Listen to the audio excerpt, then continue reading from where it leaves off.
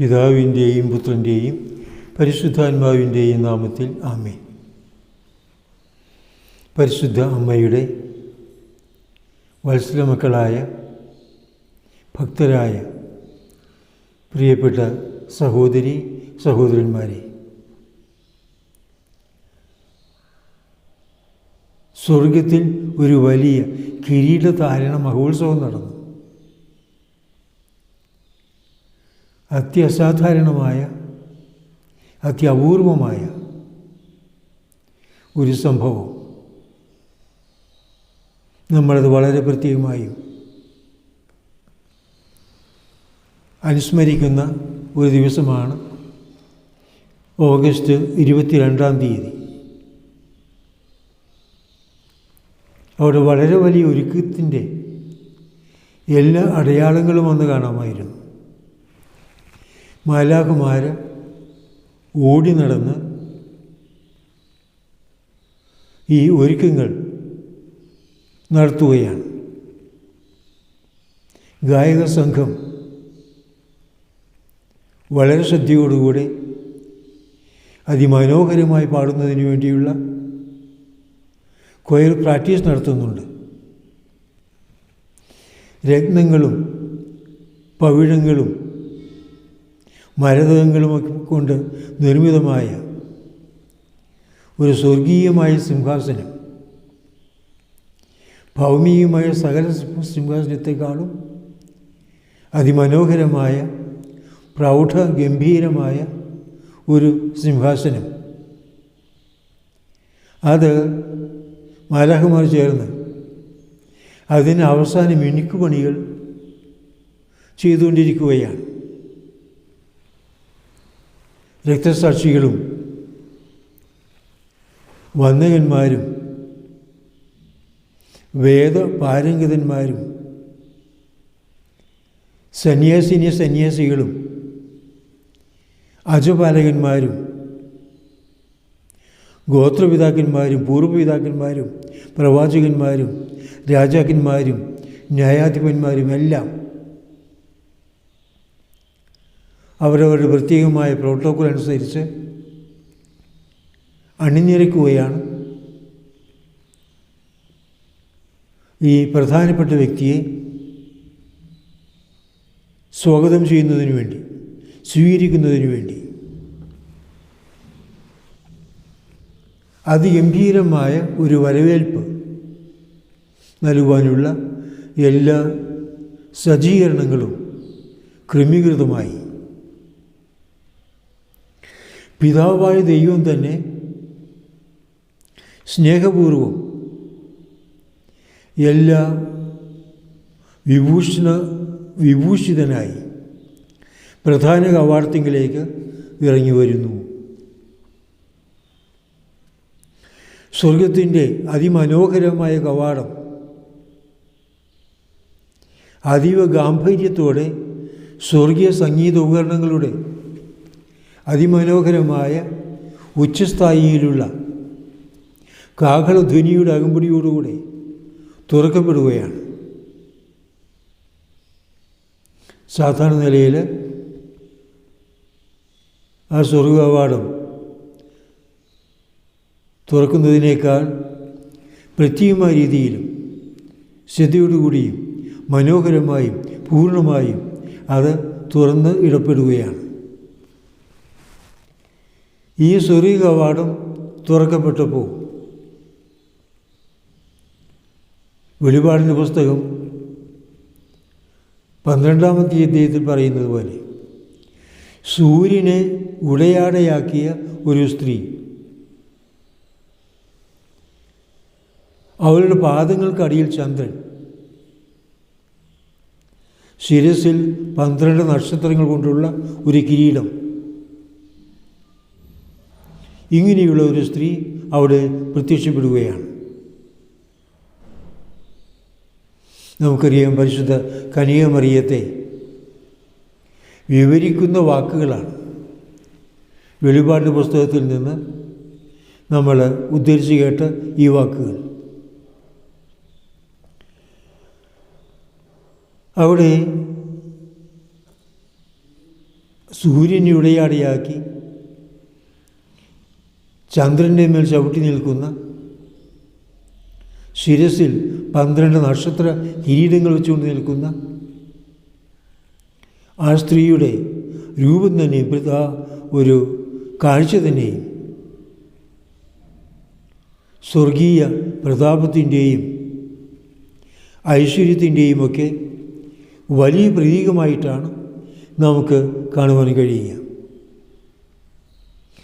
പുത്രൻ്റെയും പരിശുദ്ധാത്മാവിൻ്റെയും അകമ്പടിയോടെ അവൾ പിതാവിൻ്റെ പക്കലേക്ക് ആനയിക്കപ്പെടുന്നു. പിതാവ് തൻ്റെ അരിമമകളായ ഭൂമിയിൽ നിന്ന് മാലാഖമാരാൽ പരിസയുതരായി സ്വർഗത്തിലേക്ക് ആനയിക്കപ്പെട്ട മാതാവിനെ, പരിശുദ്ധ കന്യാമറിയത്തെ സ്വാഗതം ചെയ്യുവാൻ എഴുന്നള്ളി വന്നിരിക്കുന്നു. പിതാവ് തൻ്റെ വത്സലപുത്രിയെ അതീവ സ്നേഹത്തോടെ ആലിംഗനം ചെയ്ത് ചുംബിച്ച് സ്വീകരിക്കുന്നു. ഇതൊക്കെ നമ്മൾ എത്രയ്ക്ക് മനോഹരമായിട്ട് സജീവമായിട്ട് മനസ്സിൽ ആ ചിത്രം കൊണ്ടുവരുന്നുവോ അത്രയ്ക്കും ആ ഒരു സ്വർഗീയ സന്തോഷത്തിൻ്റെ അനുഭവത്തിലേക്ക് നമ്മൾ കടക്കുന്നൊരു പ്രതീതി നമുക്കുണ്ടാവും. വാസ്തവത്തിൽ ഈ മാതാവിൻ്റെ കിരീടധാരണം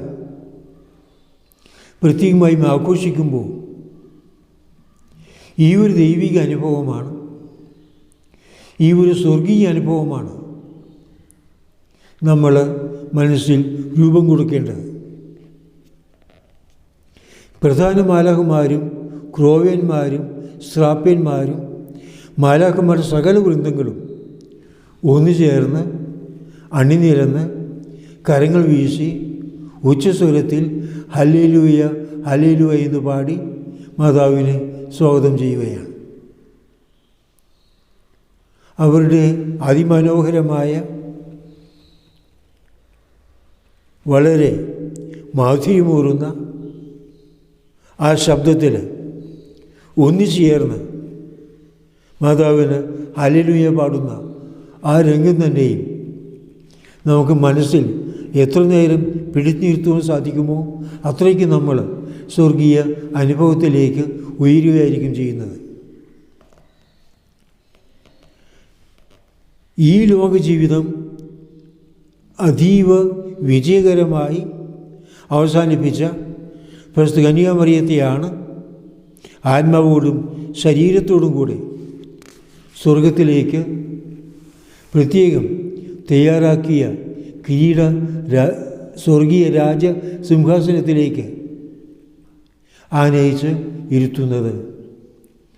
മാതാവ് ഈ ലോകജീവിതം അവസാനിപ്പിച്ചതിന് ശേഷം ഈ മാതാവിൻ്റെ സ്വർഗാരോപണത്തെക്കുറിച്ച് പറയുമ്പോൾ പ്രത്യേകമായും ആ ശാക്രിയ ലേഖനത്തിൽ മാർപ്പാപ്പ ശ്രദ്ധിച്ചിരുന്ന ഒരു കാര്യം, മരിച്ചു എന്ന വാക്ക് ഉപയോഗിക്കുന്നില്ല, പകരം ഈ ഭൂമിയിലെ ജീവിതം അവസാനിപ്പിച്ചതിന് ശേഷം. അതെങ്ങനെയാണ് അവസാനിക്കുന്നത്? സ്വാഭാവികമായ മരണമാണോ അല്ലായിരുന്നുവോ എന്ന് പ്രത്യേകമായും ഒരു എടുത്തു പറയാതെ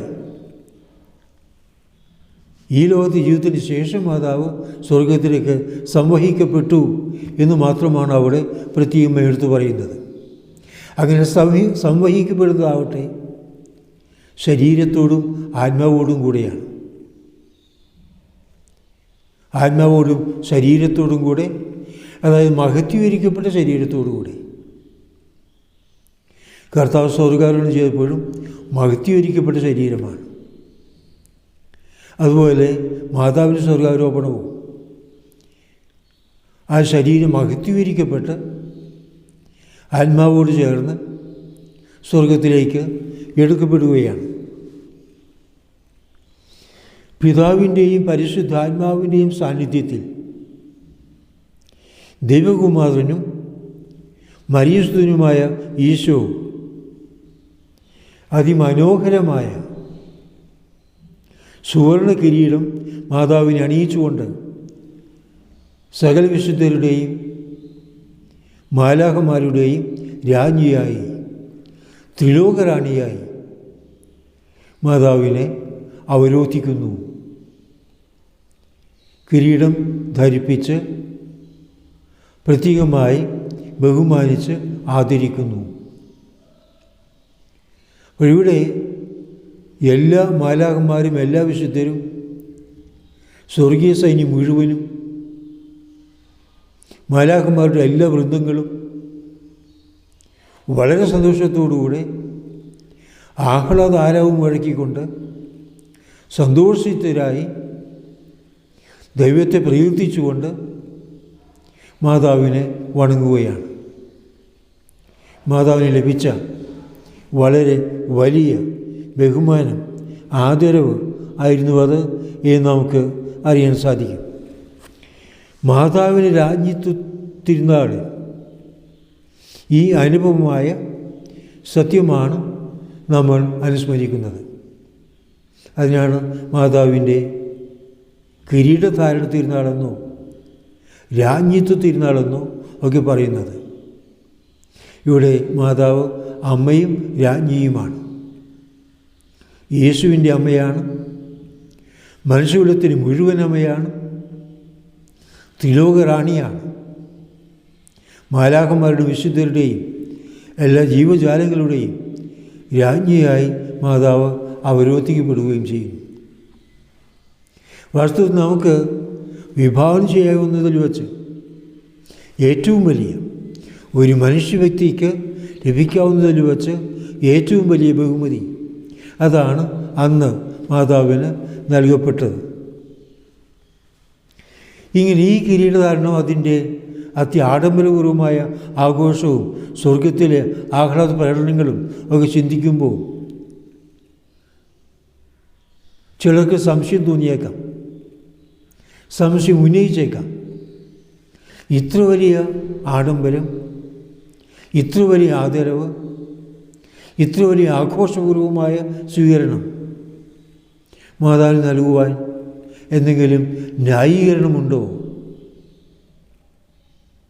വാസ്തവത്തിൽ ആ ചോദ്യം ആര് ചോദിക്കുന്നതായാലും ശരി, ഏത് ഉദ്ദേശത്തോടെ ചോദിക്കുന്നതായാലും ശരി, അതേക്കുറിച്ച് ചിന്തിക്കുന്ന നമുക്ക് മാതാവിൻ്റെ മഹത്വത്തെക്കുറിച്ച് കൂടുതൽ ബോധ്യം വളർത്തുവാൻ, കൂടുതൽ ആഴമായ ഭക്തിയോടുകൂടെ മാതാവിനെക്കുറിച്ച് ചിന്തിക്കുവാൻ ഒക്കെ അത് നമ്മെ സഹായിക്കുന്നതാണ്. മറിയം ഈ ലോകത്തിൽ ജീവിച്ചിരുന്നപ്പോൾ തന്നെ ത്രിയേക ദൈവം ഏറ്റവും അധികം സ്നേഹിച്ചിരുന്ന വ്യക്തിയായിരുന്നു. ഒന്നാമത്തെ കാരണമായി നമ്മൾക്ക് കാണാവുന്ന കാര്യം അതാണ്. ഈ ലോകത്ത് ജീവിച്ചിരുന്നപ്പോൾ തന്നെ ദൈവം മാതാവിനെ ഏറ്റവും അധികം സ്നേഹിച്ചിരുന്നു. പ്രത്യേകമായി വാത്സല്യത്തോടുകൂടെ ഒന്ന് ഓർത്തു നോക്കുക. പാപത്തിൻ്റെ ആദ്യ രംഗത്ത് തന്നെ മനുഷ്യൻ പാപം ചെയ്തു കഴിഞ്ഞ്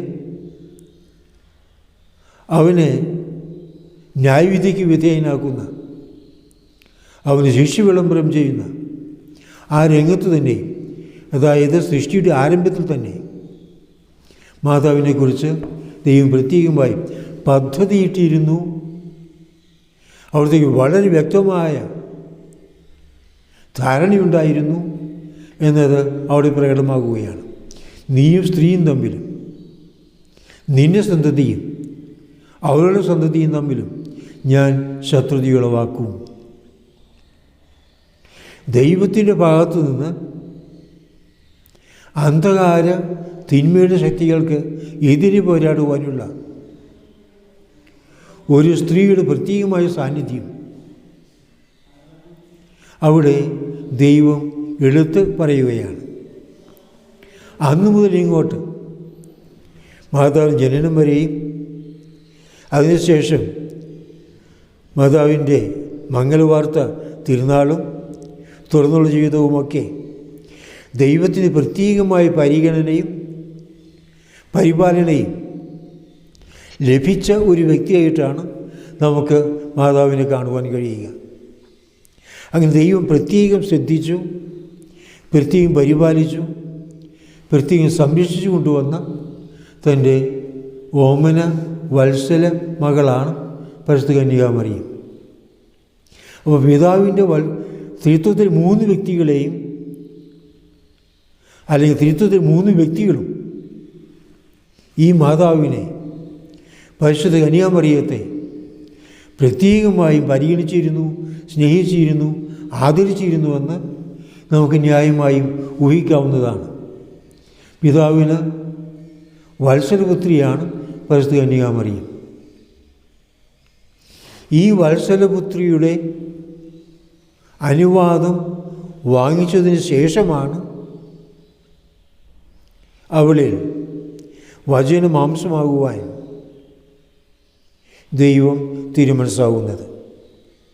ആദ്യം മാലാഖയെ അയച്ച് സമ്മതം ചോദിക്കുകയാണ്. മാതാവ് പ്രത്യുത്തരിച്ചു, ഇതാ അങ്ങയുടെ ദാസി. അപ്പോൾ പൂർണ്ണമായി ദൈവത്തിനുള്ള ആ സമർപ്പണം അവിടെ ആവർത്തിക്കുകയാണ്.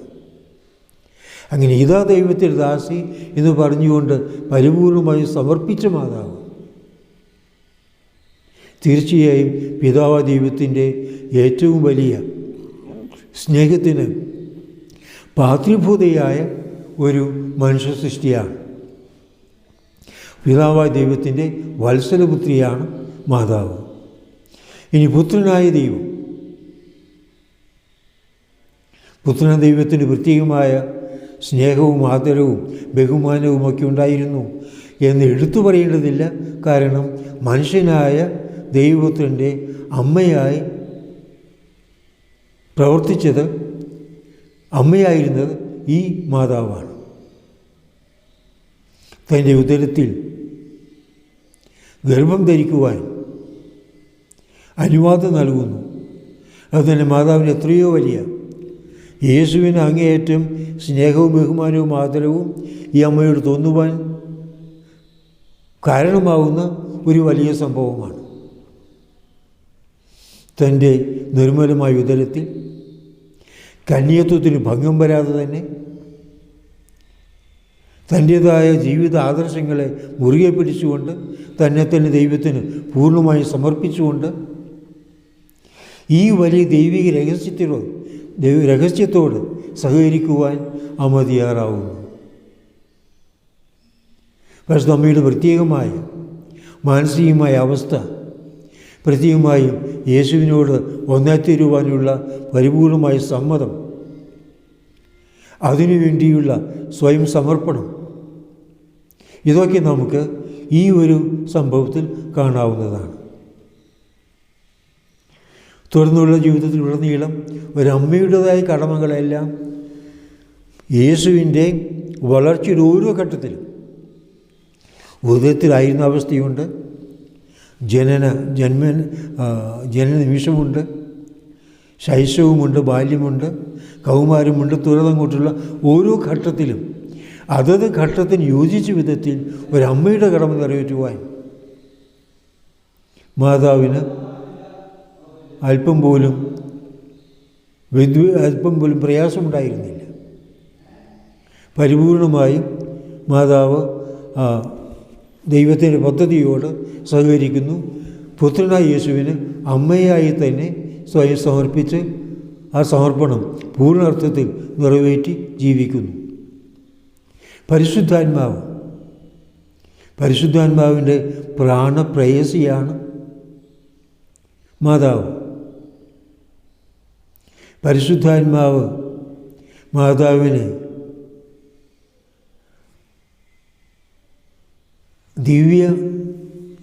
മാതാവ് പരിശുദ്ധാത്മാവിനെ ദിവ്യവരനായി സ്വീകരിക്കുന്നു. അങ്ങനെ പരിശുദ്ധാത്മാവിൻ്റെ പ്രിയ പത്നിയായി മാതാവ് മാറുന്നു. അപ്പോൾ ഒരു ഭാര്യയും ഭർത്താവും തമ്മിൽ ഉണ്ടായിരിക്കേണ്ട അതിതീവ്രമായ വേർപിരിക്കാനാവാത്ത ആ വലിയ സ്നേഹബന്ധം മാതാവും പരിശുദ്ധാത്മാവും തമ്മിൽ ഉടലെടുക്കുകയാണ്. എന്നും ഈ മാതാവ് പരിശുദ്ധാത്മാവിൻ്റെ പ്രേയസിയായി തന്നെ ജീവിക്കുകയും ചെയ്തു. ഈ ദൈവിക രഹസ്യങ്ങളൊക്കെ നമ്മൾ മനസ്സിൽ കൊണ്ടുവന്നുകൊണ്ട് ഏറ്റുപറഞ്ഞ് അംഗീകരിച്ച് അത് അഭിമാനം കൊള്ളുന്ന ദിവസമാണ് വാസ്തവത്തിൽ ഈ മാതാവിൻ്റെ കിരീടധാരണം എന്ന് പറയുമ്പോൾ. പിതാവും പുത്രനും പരിശുദ്ധാത്മാവുമായ ദൈവത്തിന് പരിശുദ്ധ അമ്മ എന്തുമാത്രം ബന്ധപ്പെട്ടിരുന്നു, ഐക്യത്തിലായിരുന്നു, സ്നേഹത്തിൻ്റെ പൂർണ്ണതയിലായിരുന്നു എന്നൊക്കെ ചിന്തിക്കുവാൻ ഈ ദിവസം നമുക്ക് അവസരം നൽകുകയാണ്. ഇനി മാതാവിന് ഇങ്ങനെ സ്വർഗീയമായ ആദരവും ബഹുമാനവും നൽകുന്നതിന് കാരണമായി നമ്മൾ പറയുന്നത് ഒന്ന്, പിതാവായ ദൈവം, പുത്രനായ ദൈവം, പരിശുദ്ധാത്മാവായ ദൈവം ഏറ്റവും ശക്തമായി മാതാവ് ഈ ലോകത്ത് ജീവിച്ചിരുന്നപ്പോൾ തന്നെ, അതിന് മുൻപേ തന്നെ എന്ന് പറയാം, സ്നേഹിച്ചിരുന്നു. അത്രയ്ക്ക് വലിയ ദൈവസ്നേഹത്തിന് പാത്രീഭൂതയായ മാതാവ് സ്വർഗത്തിൽ ആദരിക്കപ്പെടുക എന്നുള്ളത് തീർത്തും ഉചിതമാണ്. ഇനി രണ്ടാമത്തെ കാരണമായിട്ട് പറയുന്നത്, ദൈവത്തെ ഏറ്റവും അധികം സ്നേഹിച്ച വ്യക്തി മാതാവായിരുന്നു. ദൈവം സ്നേഹിച്ചു, പക്ഷെ അതുകൊണ്ട് മാത്രമായില്ല, ആ സ്നേഹത്തിന് ഉചിതമായ രീതിയിൽ മാതാവ് പ്രത്യുത്തരിച്ചു. പിതാവായ ദൈവത്തിൻ്റെ സ്നേഹം വാസ്തവത്തിൽ മാതാവിൻ്റെ ജീവിതത്തിലെ ആരംഭം മുതൽ തന്നെ കാണാം. കൊച്ചുകുട്ടിയായിരുന്നപ്പോൾ തന്നെ മാതാവിനെ ദേവാലയത്തിൽ കൊണ്ടുപോയി സമർപ്പിച്ചു. മാതാവ് ദേവാലയത്തിലാണ് വളർന്നു വന്നിരുന്നത് എന്നാണ് പാരമ്പര്യം നമ്മളോട് പറയുന്നത്. അപ്പോൾ മറ്റു സൃഷ്ടികളുമായും മാതാപിതാക്കളുമായി പോലും ഉള്ള ബന്ധവും സ്നേഹവും വളർന്നു വരേണ്ട ആ കുട്ടിക്കാലത്ത് പോലും, ശൈശവ പ്രായത്തിൽ പോലും അതിൽ നിന്നെല്ലാം പൂർണ്ണമായും വിമുക്തമാക്കപ്പെട്ട് ദൈവത്തിനായി സമർപ്പിക്കപ്പെടുന്നു, ദൈവത്തിൻ്റെ ആലയത്തിൽ ജീവിക്കുന്നു, ദൈവത്തോടൊന്നിച്ച് വളരുന്നു. പിന്നീട് അങ്ങോട്ട് കേൾക്കുന്നതും കാണുന്നതും എല്ലാം ദൈവീകമായ കാര്യങ്ങളും ദൈവത്തെ അനുസ്മരിപ്പിക്കുന്ന കാര്യങ്ങളുമാണ്. ദൈവത്തിന് വചനം ശ്രവിക്കുന്നു, ദൈവത്തിൻ്റെ സന്ദേശങ്ങൾ മനസ്സിലാക്കുന്നു, ദൈവഹിതമനുസരിച്ച് ജീവിക്കുന്നതിന് അങ്ങേയറ്റം പരിശ്രമിക്കുന്നു. അങ്ങനെ പൂർണ്ണമായും ദൈവത്തിൻ്റെ മാത്രമായി ജീവിക്കുവാനുള്ള ഒരു നിരന്തരമായ പരിശ്രമം നടത്തിയിരുന്ന വലിയൊരു ദൈവസ്നേഹത്തിൻ്റെ ഉത്തമ മാതൃകയാണ് പരിശുദ്ധ കന്യാമറിയം തൻ്റെ ഐഹിക ജീവിതത്തിൽ. പൂർണ്ണമായും ദൈവത്തെ സമർപ്പിച്ചു, ദൈവത്തിൽ തിരുമനസ്സ് നിറവേറ്റി. ഏതെല്ലാം വിധത്തിൽ എന്നൊക്കെ ദൈവത്തിന് ഹിതം ഏറ്റവും ചെറുതുപോലും മാതാവിൻ്റെ മുമ്പിൽ അവതരിപ്പിക്കപ്പെട്ടു. അപ്പോഴൊക്കെ ഇതാ അങ്ങയുടെ ദാസി, അങ്ങയുടെ ഹിതം ഇനി നിറവേറട്ടെ. ആ ഒരു പ്രതികരണം, ആ ഒരു പ്രത്യുത്തരം മാത്രമേ മാതാവിനുണ്ടായിരുന്നുള്ളൂ. അങ്ങേയറ്റം ഈ സമർപ്പണത്തിൻ്റെ ജീവിതം മാതാവിനെ കുരിശിൻ ചുവട്ടിലേക്ക് നയിക്കുന്നു. ഏറ്റവും വലിയ വേദനയുടെയും ദുഃഖത്തിൻ്റെയും ഒക്കെ ആ ഒരു ദുഃഖസാഗരത്തിൽ മുഴുകി നിൽക്കുന്ന മാതാവ്. കർത്താവിൻ്റെ ദുഃഖങ്ങളും വേദനകളും പീഡനങ്ങളും ഓരോന്നോരോന്നായി അവസാന നിമിഷത്ത് അതിൻ്റെ ഉഗ്രരൂപത്തിൽ കാണുമ്പോഴും മാതാവ് അതിനോട് തടസ്സം പറയുകയല്ല. ഇതൊക്കെ ഞാൻ കാണണം, ഇതൊക്കെ ഞാൻ സഹിക്കണമെന്നാണ് അങ്ങയുടെ തിരിഷ്ടമെങ്കിൽ അങ്ങയുടെ ഹിതം നിറവേറട്ടെ. അവിടെയും കുരിശിൽ കിടക്കുന്ന മകൻ്റെ ചുവട്ടിൽ നിന്നുകൊണ്ടും കാൽച്ചുവട്ടിൽ നിന്നുകൊണ്ടും മാതാവ് പിതാവായ ദൈവത്തിന് തന്നെ സമർപ്പിക്കുകയായിരുന്നു. പ്രതികൂല സാഹചര്യങ്ങളൊക്കെ ഉണ്ടായിട്ടും ഒന്നിലും പതരാതെ ദൈവ തിരുമനസ്സിന് പരിപൂർണമായും വിധേയപ്പെട്ടു നിന്നു. ഇനി പുത്രനെ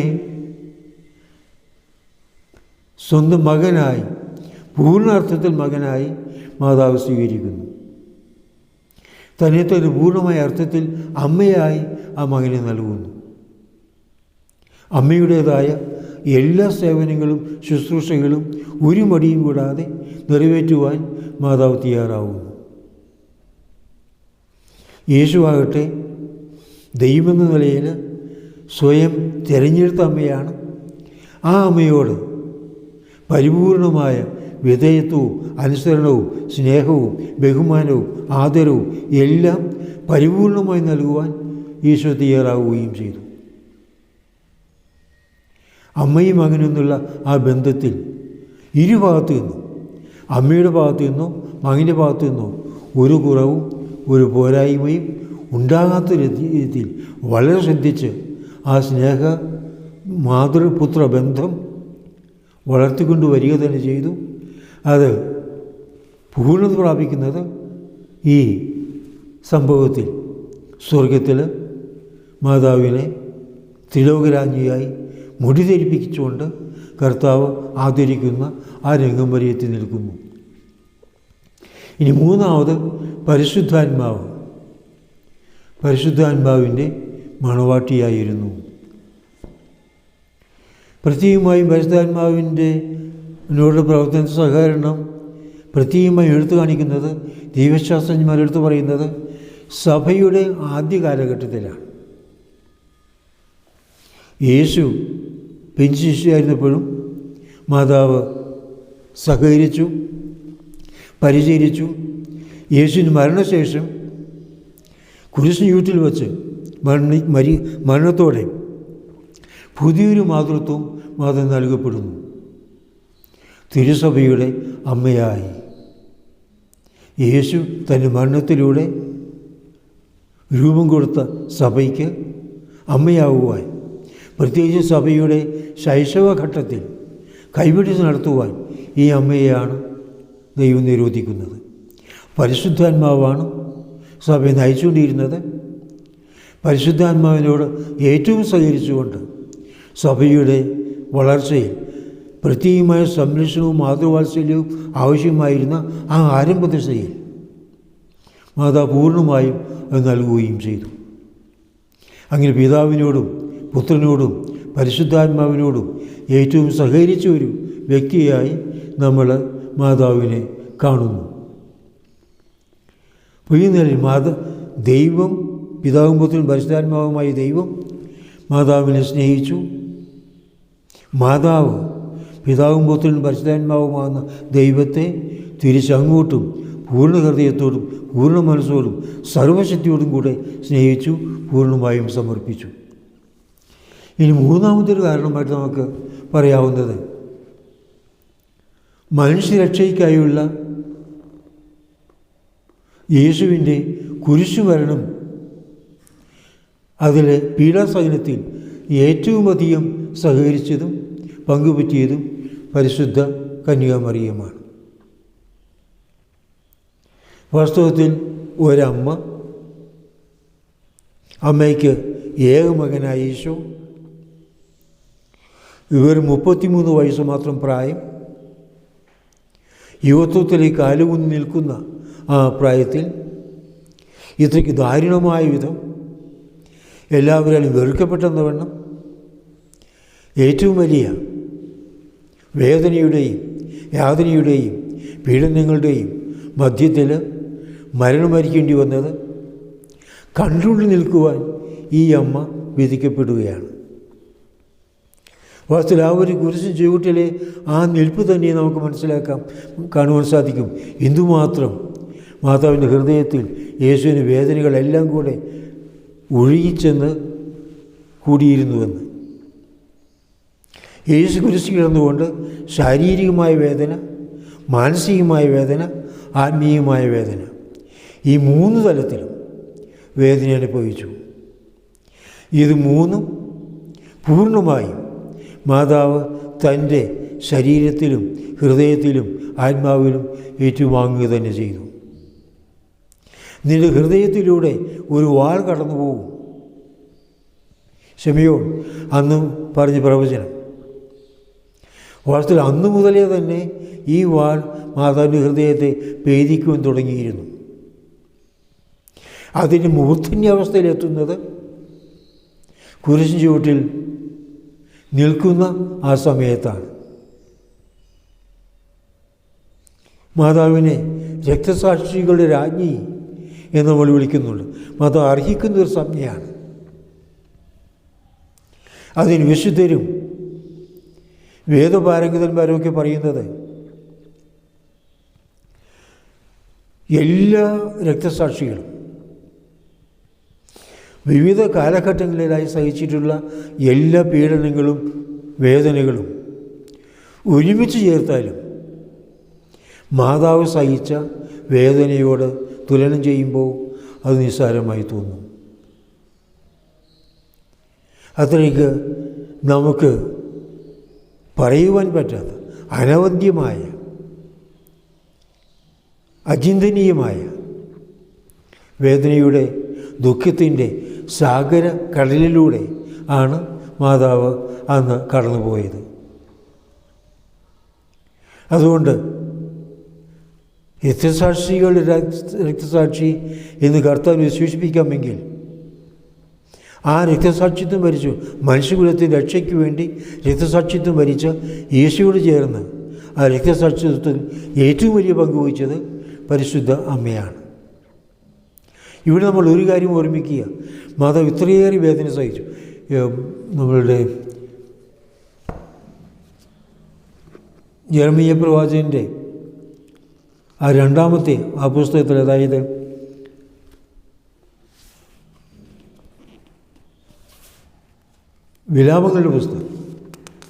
വിലാപങ്ങളുടെ പുസ്തകത്തിൽ പറയുന്നൊരു വാക്യമുണ്ട്: കടന്നു പോകുന്നവരെ എൻ്റേതിനോട് തുല്യമായ ഒരു ദുഃഖം ഉണ്ടോ എന്ന് നിങ്ങളൊന്ന് ചിന്തിക്കുവിൻ. ആ ഭാഗം കുറച്ച് വാക്യങ്ങൾ ഉൾക്കൊള്ളുന്നതാണ്. അത്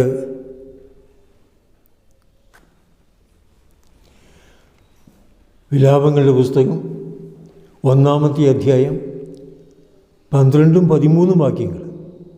കടന്നു പോകുന്നവരെ, നിങ്ങൾക്ക് ഇത് നിസ്സാരമാണോ? നോക്കിക്കാണുവിൻ, ഞാൻ അനുഭവിക്കുന്ന ദുഃഖത്തിന് തുല്യമായ, കർത്താവ് തൻ്റെ ഉഗ്രകോപത്തിൻ്റെ നാളിൽ എൻ്റെ മേൽ വരുത്തിയ ദുഃഖത്തിന് തുല്യമായ ദുഃഖമുണ്ടോ? ഉന്നതത്തിൽ നിന്ന് അവിടുന്ന് അഗ്നി അയച്ചു, എൻ്റെ അസ്ഥികളിലേക്ക് അവിടുന്ന് അത് ചൊരിഞ്ഞു. അവിടുന്ന് എൻ്റെ പാദങ്ങൾക്ക് വല വിരിച്ചു.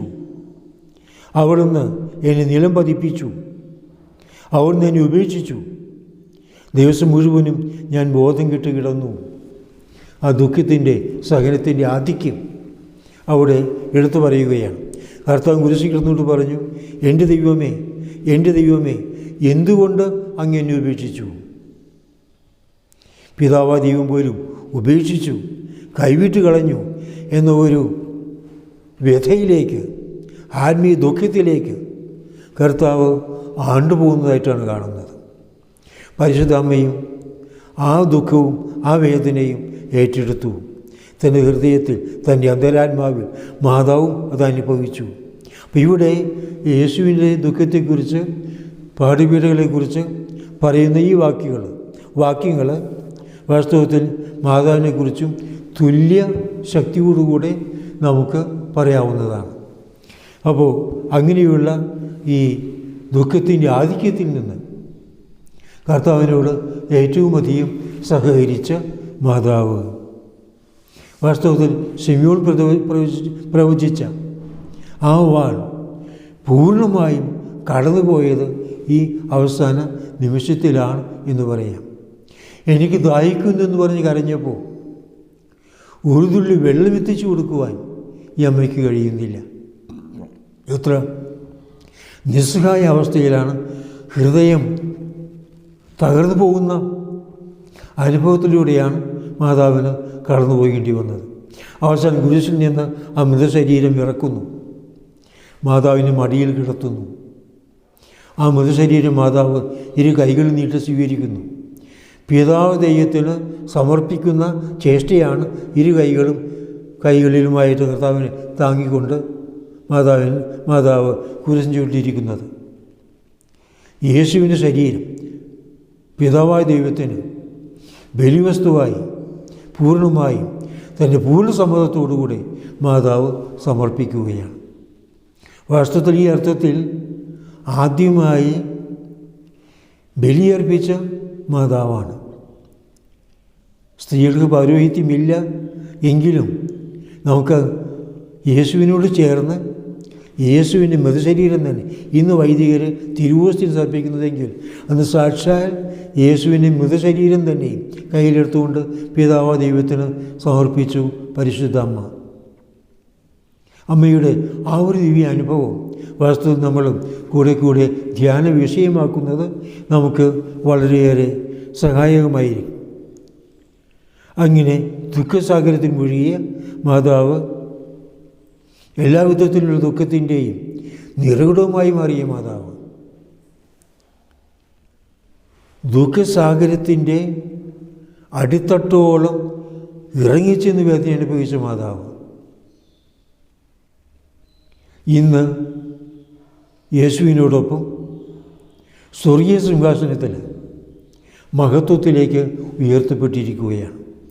മഹത്വത്തിൻ്റെ ഉത്തുംഗ പദവിയിൽ മാതാവ് എത്തിയിരിക്കുന്നുവെങ്കിൽ അതിൽ ഒട്ടും അതിശയോക്തിയില്ല. കാരണം ഈ വേദനയുടെ, ത്യാഗത്തിൻ്റെ, വിധേയത്വത്തിൻ്റെ, പരിഹാസത്തിൻ്റെ ഒക്കെ അടിത്തട്ടിലേക്ക് ആണ്ടുപോയവളാണ് മാതാവ്. തീർച്ചയായും ദൈവം അവളെ ഉയർത്തി, സ്വർഗത്തോളം ഉയർത്തി. ഈ ദുഃഖങ്ങളിലൊക്കെ പങ്കുപറ്റിയ ആ ശരീരത്തെയും സ്വർഗത്തിലേക്ക് ഉയർത്തി. അവിടെ സ്വർഗീയ സിംഹാസനത്തിൽ ഉപവിഷ്ടയാക്കി. എല്ലാ മാലാഖമാരും വിശുദ്ധരും ചേർന്ന് പാടി സ്തുതിക്കുന്നു. മാതാവിനെ വണങ്ങി മാതാവിന് ഏറ്റവും വലിയ രാജ്ഞിക്കടുത്ത ആദരവ് നൽകുകയും ചെയ്യുന്നു. പ്രിയപ്പെട്ടവരെ, നമുക്ക് ഏറ്റവും അഭിമാനിക്കാവുന്ന ഒന്നാണ് ഈ അമ്മ. സ്വർഗ്ഗത്തിൽ ഇത്രയേറെ ആദരിക്കപ്പെടുന്ന, വണങ്ങപ്പെടുന്ന ഈ അമ്മ എൻ്റെ അമ്മയാണ്. കുരിശിൻ ചുവട്ടിലാണ് സ്വർഗത്തിൽ ഈ പദവിയിലേക്ക് എത്താൻ മാതാവിന് ഏറ്റവും ശക്തമായ യോഗ്യത ലഭിച്ചതെങ്കിൽ അവിടെ വച്ച് തന്നെയാണ് മാതാവ് ഈ അമ്മയെ നമുക്ക് അമ്മയായി നൽകിയത്. അഭിമാനത്തോടും സന്തോഷത്തോടും കൂടെ ഈ അമ്മയുടെ മക്കളായി ജീവിക്കാം. അമ്മ നമ്മൾ ക്ഷണിക്കുന്നത് നമ്മൾ സ്വർഗത്തിൽ എത്തിച്ചേരുവാനാണ്. നമുക്കും സ്വർഗത്തിലൊരു സ്ഥാനം, ഒരു ഭവനം കർത്താവ് ഒരുക്കി വച്ചിട്ടുണ്ട്. ആ ഭവനത്തിൽ നമ്മൾ എത്തിച്ചേരണം. മാതാവിനെ മറ്റു മാലാഖന്മാരോടും വിശുദ്ധരോടും പഴയ നിയമത്തിലെയും പുതിയ നിയമത്തിലെയും എല്ലാ വിശുദ്ധാത്മാക്കളോടും ചേർന്നുകൊണ്ട് അവിടുത്തെ വണങ്ങുവാനും ത്രിയേക ദൈവത്തെ ആരാധിച്ചുകൊണ്ട് മാതാവിന് അറിയിക്കുന്ന വണക്കം നൽകുവാനും സാധിക്കുന്നതായിരിക്കും നമ്മുടെ ഏറ്റവും വലിയ സന്തോഷവും നിർവൃതിയും. അതിലേക്ക് മാതാവ് നമ്മെ നയിക്കട്ടെ. പിതാവിൻ്റെയും പുത്രൻ്റെയും പരിശുദ്ധാത്മാവിൻ്റെയും നാമത്തിൽ ആമേൻ. സ്വർഗീയ സിംഹാസനത്തിൽ മഹത്വീകൃതമായി തിരുരാജ്ഞിയായി മുടിധരിപ്പിക്കപ്പെട്ട് വാണരുളുന്ന പരിശുദ്ധ അമ്മേ, സകല മാലാഖന്മാരോടും വിശുദ്ധരോടും ചേർന്ന് ഞങ്ങൾ അങ്ങയെ വണങ്ങുന്നു, അങ്ങയെ ആദരിക്കുന്നു. ഞങ്ങളും സ്വർഗത്തിൽ എത്തിച്ചേരുവാനും മറ്റു സകല വിശുദ്ധരോടും കൂടി ആ സ്വർഗീയ ഗണത്തിൻ്റെ മഹാസമുദ്രത്തിൽ ഞങ്ങൾ ഏച്ചുചേർന്നുകൊണ്ട് അങ്ങേ ദിവ്യ മഹത്വം നേരിൽ കാണുവാനും സന്തോഷിക്കുവാനും ദൈവത്തെ മഹത്വപ്പെടുത്തുവാനും ഞങ്ങളെ അങ്ങ് കനിഞ്ഞ് അനുഗ്രഹിക്കണമേ. പിതാവിൻ്റെയും പുത്രൻ്റെയും പരിശുദ്ധാത്മാവിൻ്റെയും നാമത്തിൽ ആമേൻ.